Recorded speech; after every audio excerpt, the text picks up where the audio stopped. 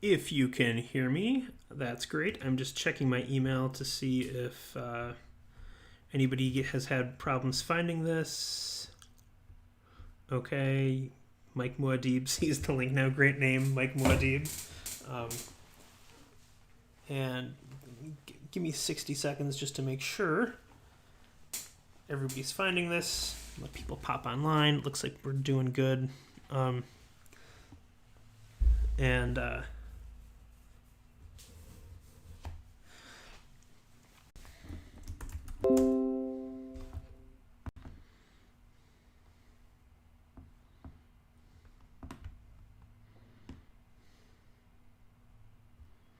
Okay, we might be okay. Let's see. Hold, please. Okay, it looks like YouTube Live just poops out on me once an hour. I'm gonna assume that was the pooping out for this hour. Okay, I'm back. People are telling me I'm back. That's good. There's something on my webcam. So this is the third seminar I've done for Gen Con Online, and it just seems like once an hour, YouTube Live just poops out on me once an hour, like clockwork. So I think for my Saturday seminars, I'm going to explore Facebook Live as an alternative, but I'm going to assume that we just got our pooping out for the hour done with. I'm going to assume that I can talk for the next 50 minutes and there will be no problems. That is just the assumption I'm going to go with. If this becomes absolutely terrible, I will switch to Facebook Live and I will put a link on the events page on the Gen Con website. So if you can't get me back at all, I will post a link to Facebook Live on the events page on the Gen Con website. But I'm going to assume that we're going to be good. People are saying that I said poop, so I know you can hear me. And again, if the video is laggy, that's kind of fine, because I don't have amazing visuals. I didn't grab the 3rd edition Dungeon Master's Guide to be like, look, a 3rd edition game. Although this is not that. This is the sale of TSR to Wizards of the Coast. This is not my 3rd edition seminar, which is next. Okay. I'm just going to double check that there's no messages for me on the Gen Con webpage from people unable to find this seminar, and then I'm going to get rolling. So just give me 1 second.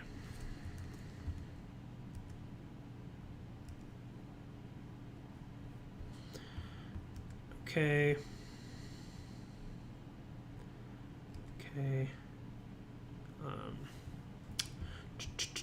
Yep, one person can't find us. Let me just send them a link.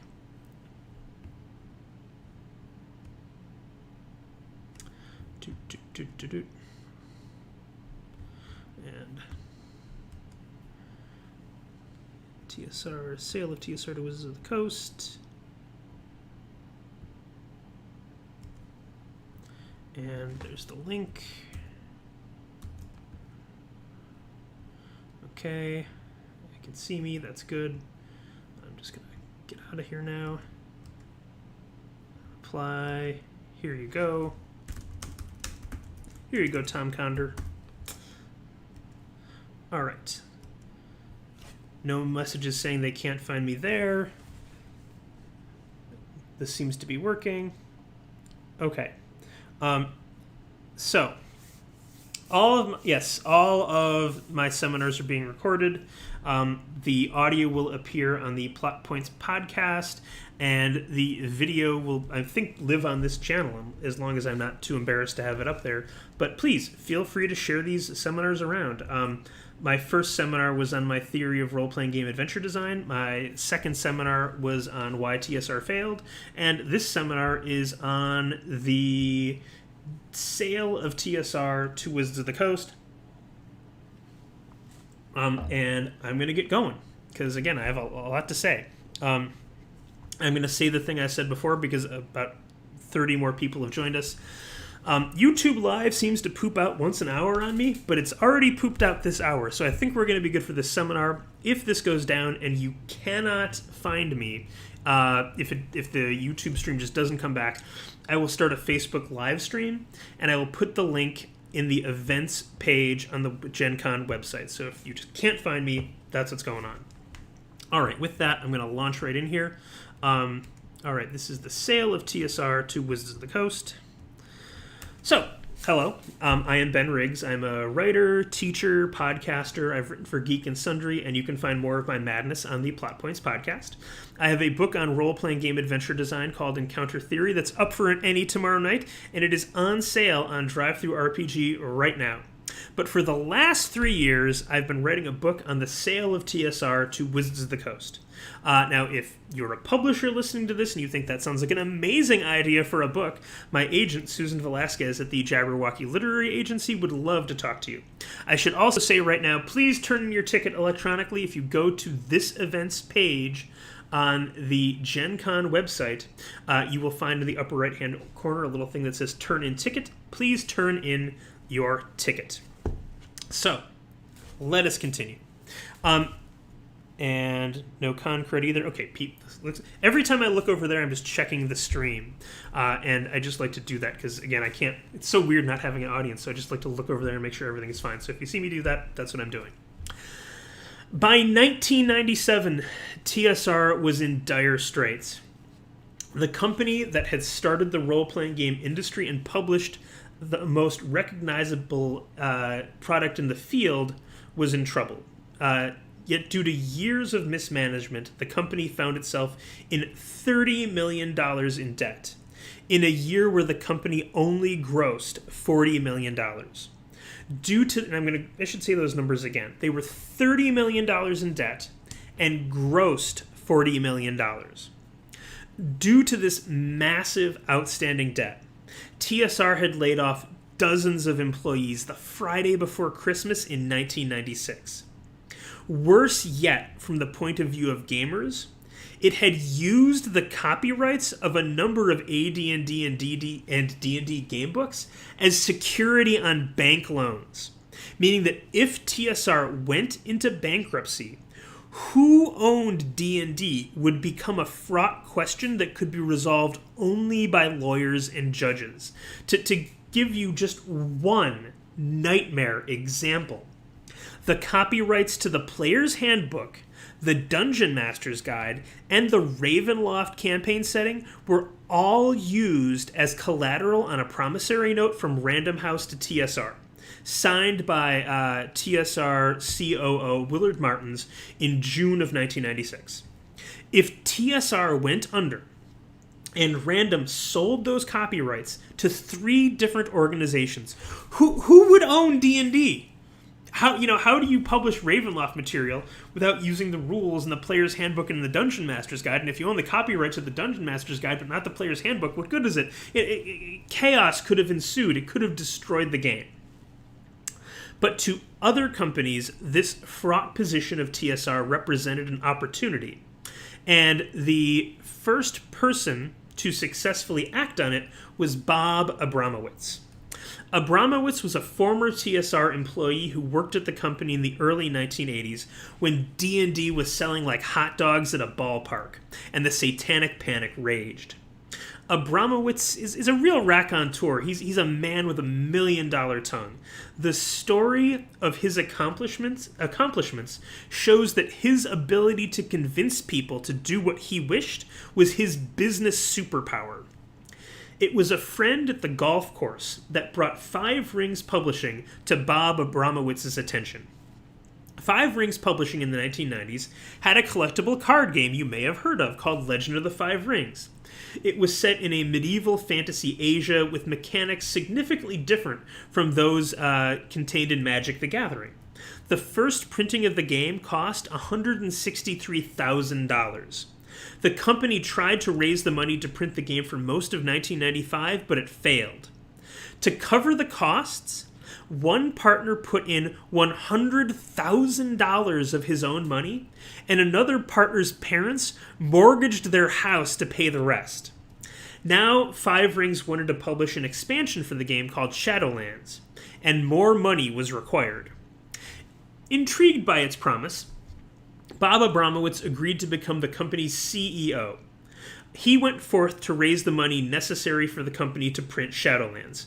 He recruited Scott Oakey, a multi-millionaire who had previously been a vice president at Microsoft, to join the Five Rings Publishing Board of Directors, and Abramowitz raised $750,000 from investors for Five Rings Publishing. These funds allowed the company to begin licensing already existing properties. For example, with Abramowitz as CEO, Five Rings Publishing created a Star Trek dice game, a Dune collectible card game. The company's sales grew into the millions. That said, it was still an insect compared to the industry leader, Wizards of the Coast. Despite all of that, Five Rings Publishing still needed more money. Five Rings Vice President of Product Development, Ryan Dancy, said, quote, "We ran the company as a high-growth, high-risk vehicle. That was what we promised the investors when we started it, and that was what Bob was there to do. We put every penny into developing new games and printing the existing games that we had. Our goal was to flood the market and then expand. That was all very expensive," unquote. Things were so tight that Bob Abramowitz had personally guaranteed a $400,000 line of credit from the bank, and it was maxed out. Quote, "It was the one and only time I would ever do that," said Abramowitz. "We were getting close to the edge," end quote. By the fall of 1996, Five Rings didn't have enough money to print new products. Furthermore, the company was spending more money than it was bringing in. A second round of fundraising was planned, this time to raise $10 million. The company hoped to use that money to become so large it would begin to threaten Wizards of the Coast, prompting Wizards to purchase Five Rings, or to become so successful that Five Rings was financially viable, independent of infusions of cash from investors. Other than threatening their market share, was there anything else Five Rings Publishing could do to make Wizards of the Coast interested in purchasing them? Simultaneously, rumors began to fly around the role-playing game industry that TSR, the old dragon of Lake Geneva, was not well. They missed publishing deadlines for the first time in years, for example. Okay. As a toy industry executive, Bob Abramowitz attended the American International Toy Fair in February of 1997 at the Javits Center in New York City. Abramowitz sought out the TSR booth and there finagled a meeting with Lorraine Williams. Abramowitz had heard TSR was going bankrupt. Could Five Rings swing a deal to buy the company, and with it Dungeons & Dragons? He put that question to Lorraine Williams in their first meeting together. Gnomically, Williams asked Abramowitz to return the following day to discuss the question again. In that second meeting, Williams agreed to let Abramowitz and a team come to Lake Geneva and begin due diligence for a possible sale of TSR. However, she did ask that when Abramowitz and his team arrived, they should keep a low profile. How would it look if word got out that another company was looking to buy TSR? What would Williams say if an employee asked about it? A low profile was crucial to success. In the teeth of the Wisconsin winter, Abramowitz, Dancy, and Richard Von Riesen, a financial advisor to one of the investors in Five Rings Publishing, traveled to cold and lonely Lake Geneva. They checked into a hotel downtown and ordered pizza. While waiting for it to bake, they wandered the empty downtown. What was the only store open in Lake Geneva on that desolate and frigid night? The Game Guild. The game store opened by Margaret Weiss. Abramowitz and Von Riesen ducked inside. There they found Ernie Gygax and Jeff Easley. They instantly recognized Bob Abramowitz. They chatted for 10 minutes before returning to get their pizza. Abramowitz knew that Lorraine Williams would hear that they had been sighted in downtown Lake Geneva. They were supposed to keep a low profile, and their first night in town, they ran into a TSR employee and the son of D&D's co-creator. Was that it? Was the deal blown before they'd even walked into TSR's front door? The next morning, the team went to TSR. Ryan Dancy later wrote, quote, "I found myself standing in the snow outside of 201 Sheridan Springs Road, staring at a building bearing a sign that said TSR Incorporated," end quote. Williams gave the Five Rings delegation a tour of the old Q-tip factory that served as TSR's headquarters. But did she already know they'd been cited at the Game Guild? To anyone who asked, she said that Abramowitz and the rest of the Five Rings team was there exploring the possibility of another D&D collectible card game. Dancy wrote of the mood at TSR, quote, "In the halls that had produced the stuff of my childhood fantasies and had fired my imagination, had become unalterably intertwined with my own sense of self, I found echoes, empty desks, and the terrible depression of lost purpose," end quote. The Five Rings team was given a swath of materials to explore the guts of TSR in the course of performing their due diligence. Dancy began to go through the documents, gazing on papers no one outside of TSR may have ever seen before. He saw the TSR corporate logbook, its first page penned in haste by Gary Gygax. He saw the, quote, smudged photocopies, unquote, wherein the idea for Dragonlance, a fantasy world explored in both novels and game products, was expounded. He saw, quote, euphoric copyright filings for the books of his lost summers, unquote. Okay. He saw Gary Gygax's severance papers. He saw the Ed Greenwood contract for the sale of Forgotten Realms, which was sold for $5,000 in a computer, by the way. He saw the Random House distribution agreement. Clearly, TSR was not holding anything back. But what would the due diligence reveal about the health of TSR? That night, Abramowitz got a phone call. He was told that Ryan Dancy had posted on the internet that he, Ryan Dancy, was in Lake Geneva doing due diligence on TSR. This was not a slip-up while waiting for pizza. This was the cat crawling out of the bag to defecate on the dining table. Abramowitz went and woke Dancy up to ask him, quote, "What the blank do you think you're doing?" Unquote. Abramowitz knew Williams would hear about this, and Abramowitz knew she would not be pleased. Had it ruined the whole deal? When asked about the incident, Ryan Dancy said that while he did not remember it, he said that it was plausible. Abramowitz said he knew something was going to hit the fan the next day, which it did. Lorraine Williams was a little pissed off. To cover for the snafu, Abramowitz suggested that they put out that Five Rings was considering making an investment in TSR, not that they were considering buying the company outright. The deal was allowed to continue. Due diligence complete, the Five Rings team returned to Seattle. On the plane back, Ryan Dancy pulled out a legal pad and began consolidating his notes about the current state of TSR. He wrote that the company owed $500,000 to authors that it had not paid.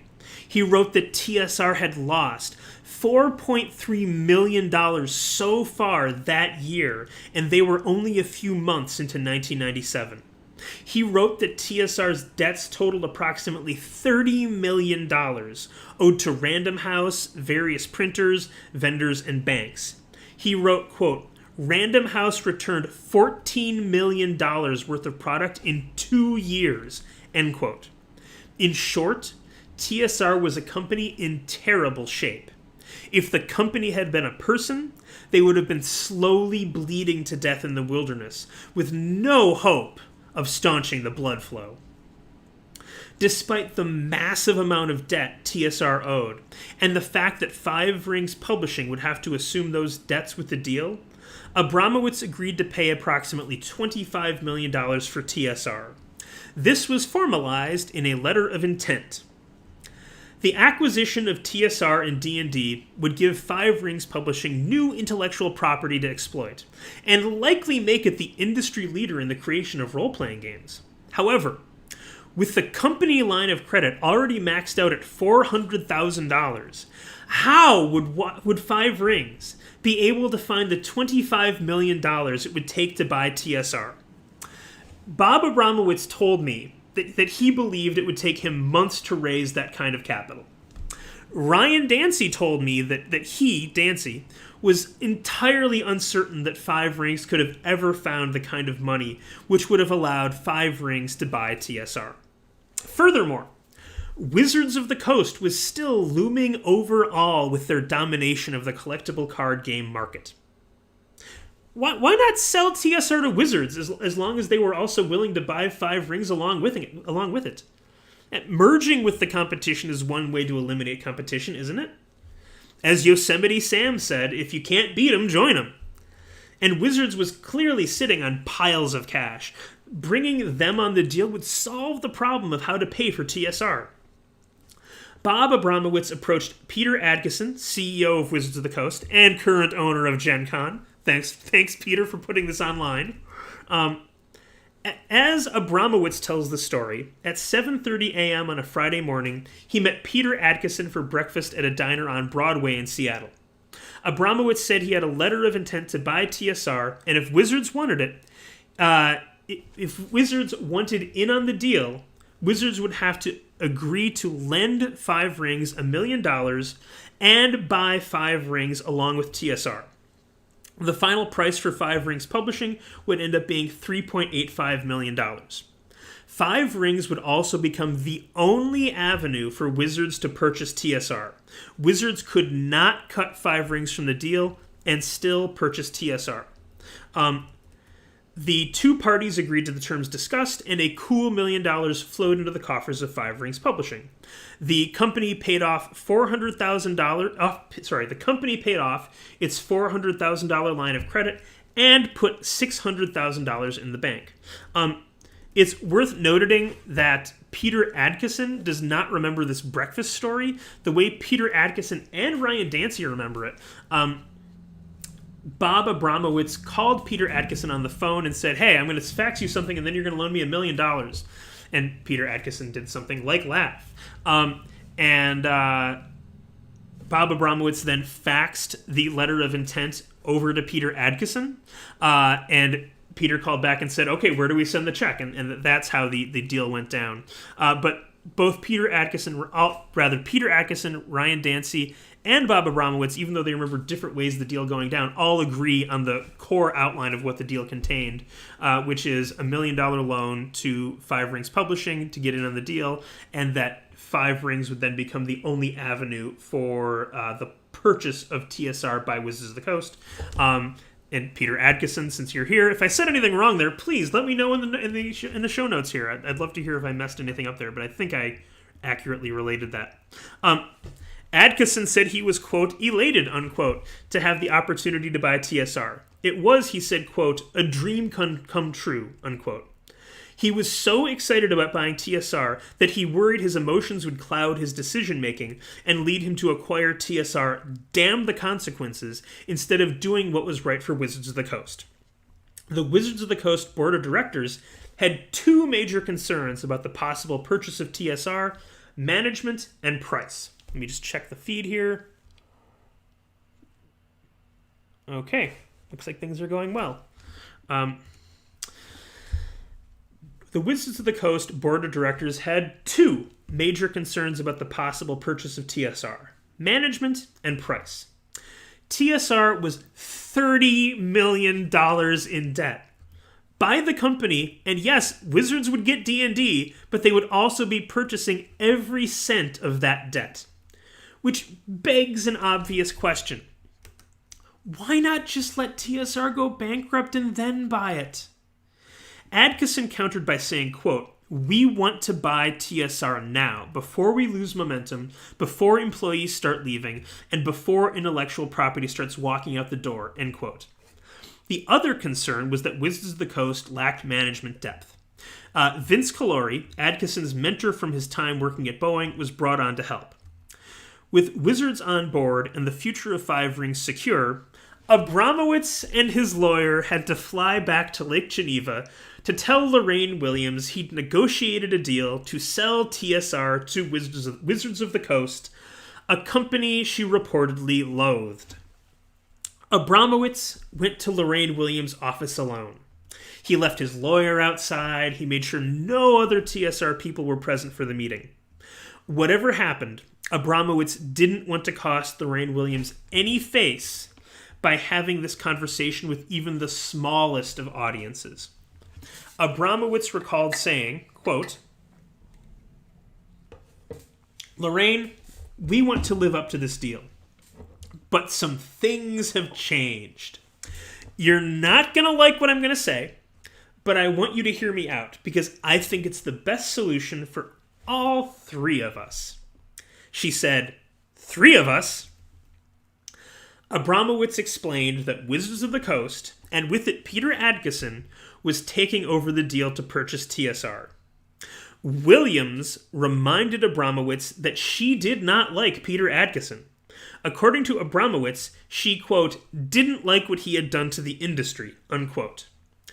Abramowitz's response was to remind Williams that this decision should not be personal. Adkison had built a fine company around an amazing product. Abramowitz said that Wizards, quote, "had the wherewithal to put Dungeons and Dragons back in the space it belonged," end quote. He also reminded her that she had employees depending on TSR for their livelihood. Monty Cook and Sue Wineline had recently bought a house. If TSR perished, what would happen to the artists, writers, and editors who made the company go? Wizards had the resources to keep those who wanted to keep making D&D. Finally, Abramowitz reminded Williams that back in 1985, she saved TSR, and with it D&D, from bankruptcy. TSR had been lying in a shallow grave waiting to be buried when she bought the company. She kept TSR on its feet producing epic content for another 12 years. Abramowitz said, quote, "Lorraine took on a very weak company that had a significant product line. She saved Dungeons and Dragons. It was her legacy. Problem was she wasn't growing the business and they were bleeding. And she didn't have the ability to grow the business. It was time for her to move on," end quote. After an hour and a half in her office with Abramowitz, Williams came around. Abramowitz said that Williams was, quote, "not happy," unquote, but she did ask if the deal could be completed in the next 50 days. Abramowitz told her that if the lawyers could crack and slap the contracts with all due speed, they could close the deal in 30 days. That's not the way it went down, but it's what he said.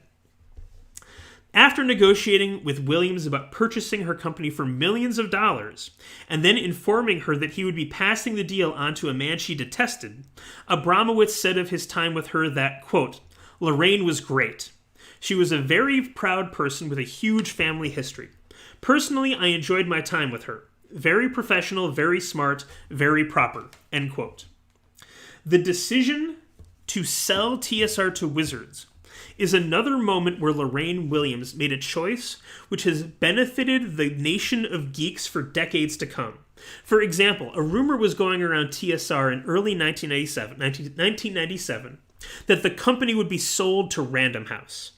If D&D had passed into the hands of a large New York publishing house with almost no fluency with role-playing games, who knows what the brand would look like today?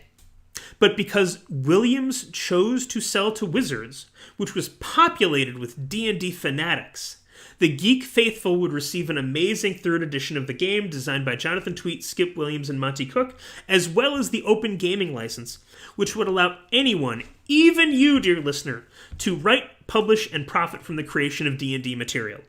While Williams' decisions as CEO were the reason TSR was in the dire place it was, she must also receive the credit for selling it to a group that knew how to take the brand to new heights, despite perhaps personal animus on her part.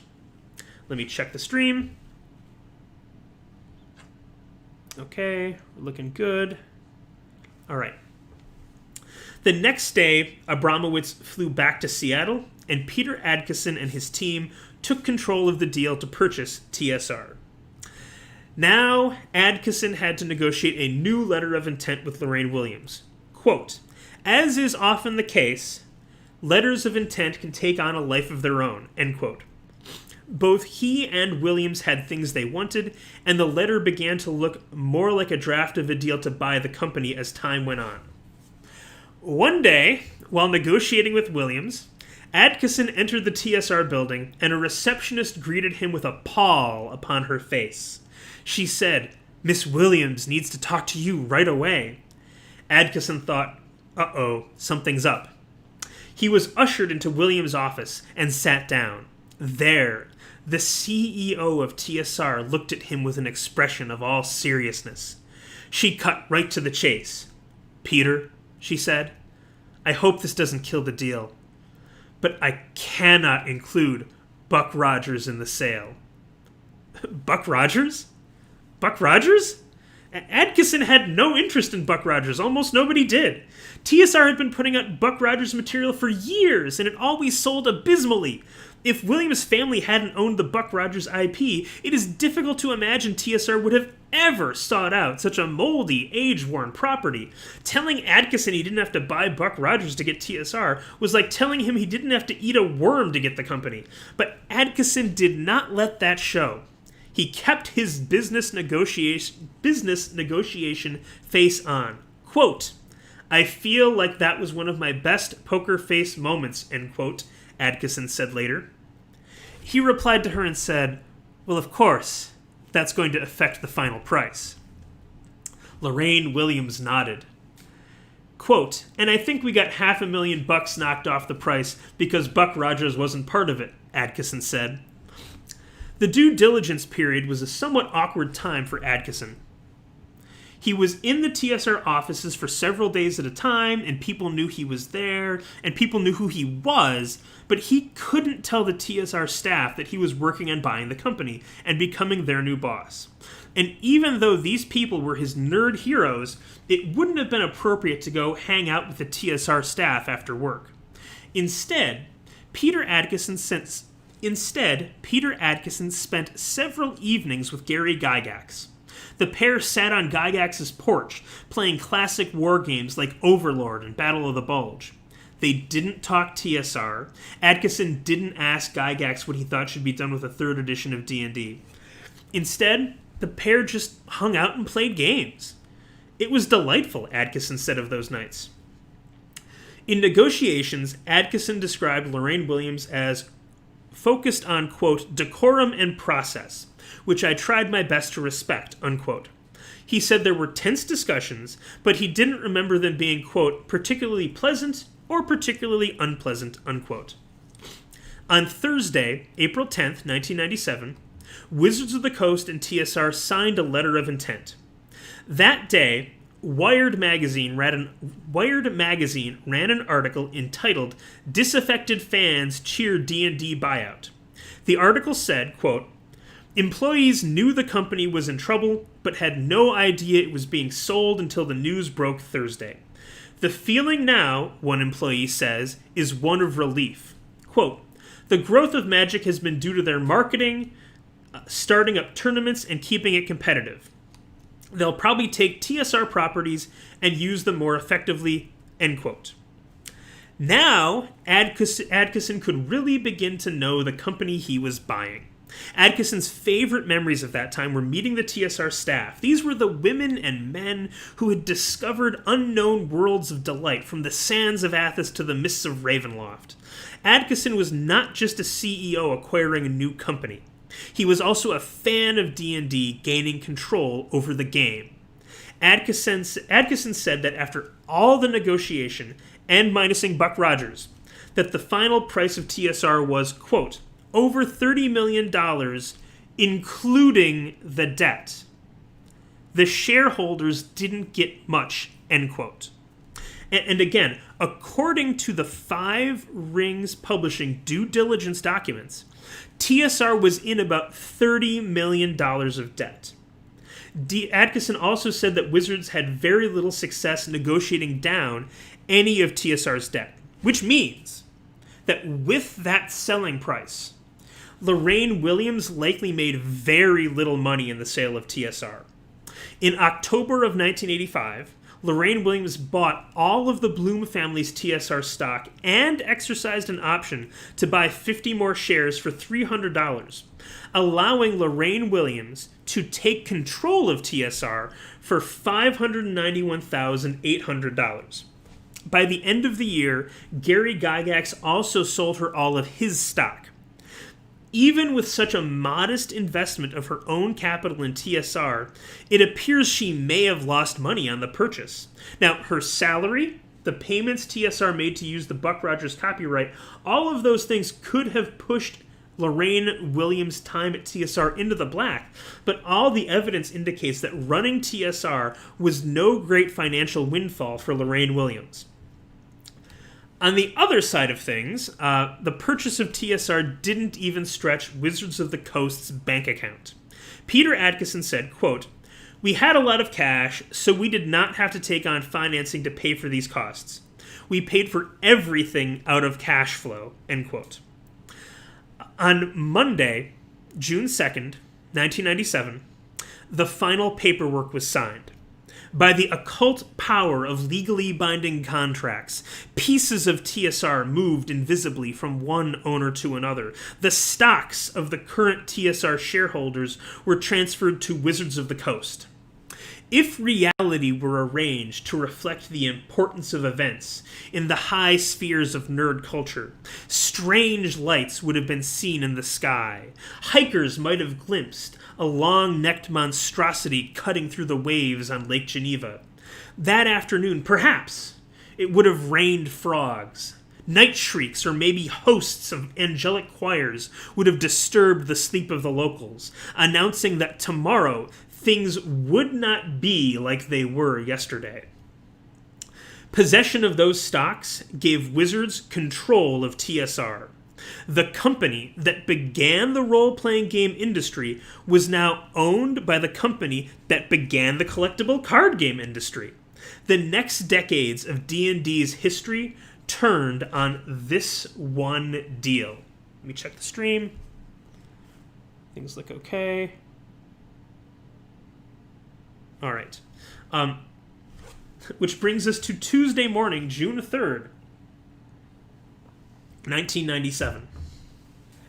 On Tuesday morning, June 3rd, 1997, Lorraine Williams met Peter Adkison in the driveway of the TSR headquarters on Sheridan Springs Road to give him the keys to the company. For Lorraine Williams, it was the end to her 12 years at the company, a company she had once saved, then mismanaged, then saved again by selling it to Wizards and Peter Adkison, despite perhaps her personal dislikes. The last CEO of TSR left Lake Geneva that day, never to return to the city bearing that title ever again. For her it was an ending, and perhaps it felt like a defeat. Peter Adkison held the keys to TSR in his hands, but he did not enter the building. The refurbished Q-tip factory shone in the morning, corporate and bright. It was all too much. The keys, the building, TSR, D&D in his hands. Adkison returned to his car and sat down. He began to cry. He said, quote, "It was a moment of surreality, a moment of ecstasy, a moment of fear," end quote. Waves of emotion rolled over him. He, Peter Adkison, who spent his summers on the farm with the horses and cattle, who went to Walla Walla, Washington, had just bought a company. It sounded so elitist. He didn't envision himself as the kind of man who bought businesses. He was Peter, and he was only 35 years old. The people inside the TSR headquarters were the brilliant minds who had created, run, and grown D&D for decades. They were his idols. Now he was in charge of them. He was intimidated, unsure, but at the same time excited. He held TSR in his hands like he held the keys to the building. And it was unbelievably cool.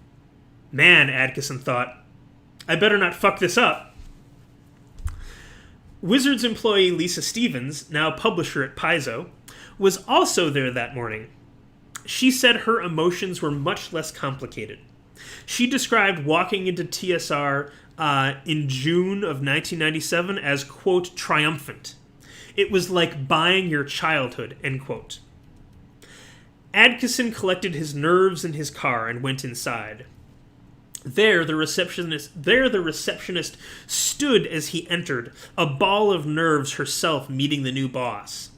The receptionist asked him, "What do you want to do first?" Adkison replied, "Let's have an all-hands meeting." She responded, "What's that?" Adkison said, you know, a meeting with all the employees. She said, "We've never had one of those before." Adkison was stunned. All hands meetings were held monthly at Wizards. He said, quote, "To me it was an integral part of creating a unified spirit and mission," end quote.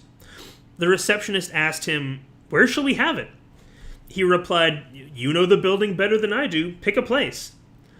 The remnants of the TSR staff gathered before him, the people who had not been driven away from the company or fired in cost-cutting efforts.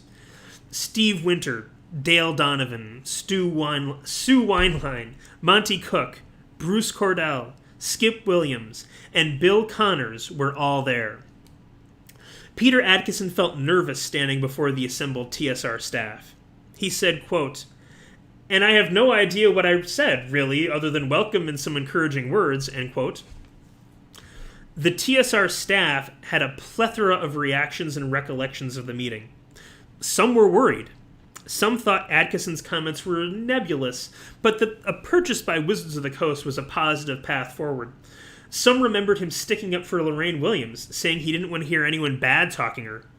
Sue Weinlein remembers worrying about the company moving to Seattle because she and Monty Cook had just bought a house in Lake Geneva.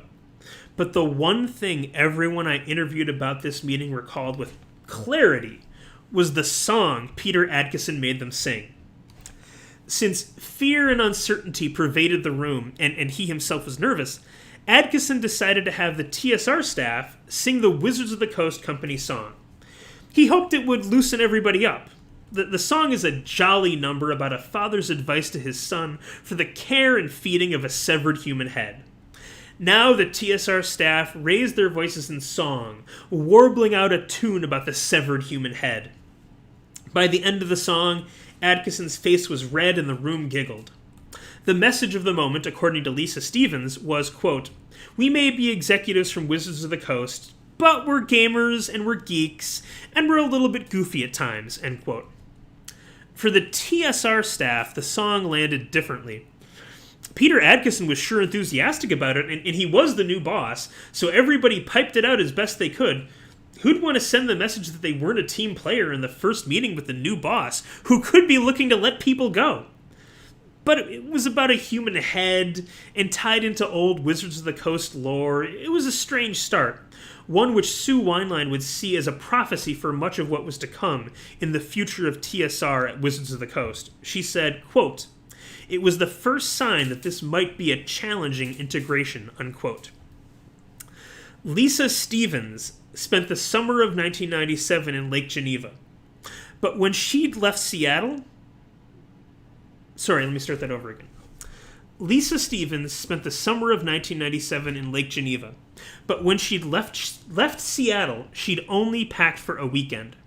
Short on clothes, and about an hour from a proper mall, she ended up raiding TSR for attire. Gen Con t-shirts and Planescape t-shirts became her uniform for much of the summer. And in a turn worthy of a novel, the office Stevens used was that of former TSR Vice President Jim Ward. In 1988, when Jim Ward was an executive at TSR, he'd stopped by Lisa Stevens' booth at Gen Con. Her company's game, Ars Magica, had just won an award. Ward stopped by to say that if her company, Lion Rampant, ever became a threat, TSR would destroy it. I want to note here that Jim Ward does not recall this, but every person I spoke to from Lion Rampant does. 9 years later, Lisa Stevens was sitting in the TSR offices using Jim Ward's very desk. She said the desk was still full of Ward's things. Stevens said, quote, "It was like he'd walked up and left one day," end quote. It was the most unlikely of turnabouts. Lisa Stevens said it felt like things had come full circle. Now that Wizards of the Coast had purchased TSR, it was going to have to figure out how to make money with Dungeons and Dragons. The way that Wizards of the Coast decided it was going to do that was by promoting a renaissance of the brand and producing an excellent third edition of the game. If you are interested, that is the next seminar that I'm going to be giving the creation of third edition Dungeons and Dragons, creation of a masterpiece. I will be doing it on a YouTube live stream at 4 p.m. Eastern Standard Time, 4 p.m. Eastern Standard Time, 3 p.m. Central Standard Time. I guess I have a few minutes left. If you want to ask a question in the stream, please feel free to do so. Although it looks like people have been asking Peter Adkison plenty of questions in the stream as this has been going on. So I'm going to turn and look at the stream, and if you have a question for me, feel free to put it there. But it looks like any question you had, you asked the primary source here, Peter Adkison, which is a good thing to do. Let's see.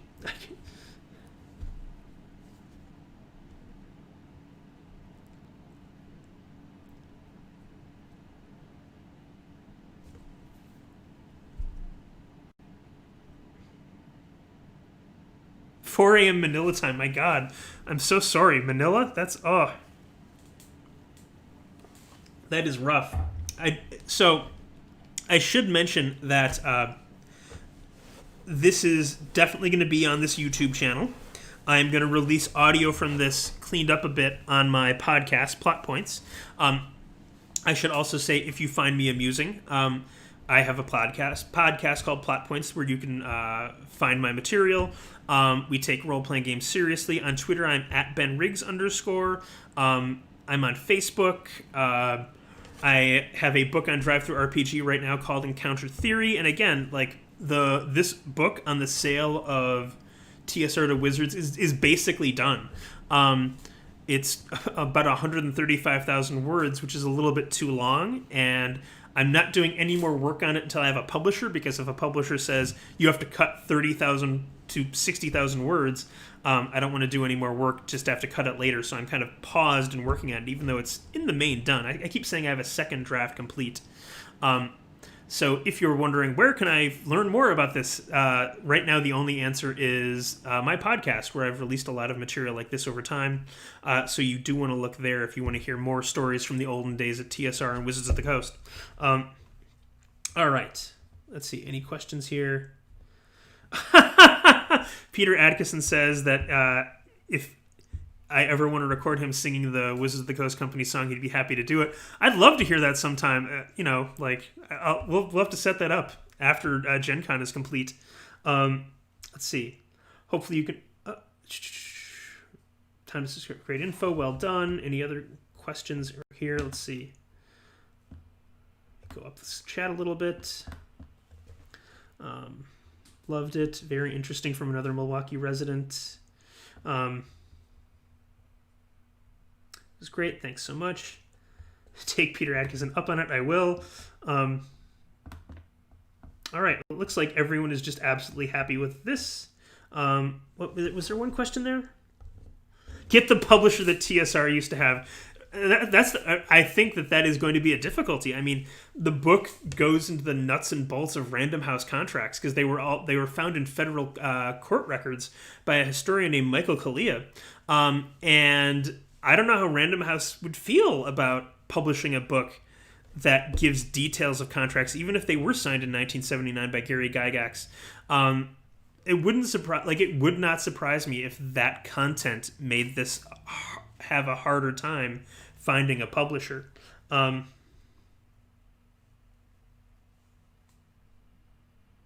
Mike asked one above. Mike, did I answer it? Let me see. Let me go up a little bit. Mike McEwen asked one above. Okay. Slowly, I'm scrolling up, Mike. Okay, you're talking about the rumor. Oh, so Mike asked about the Greyhawk IP issue.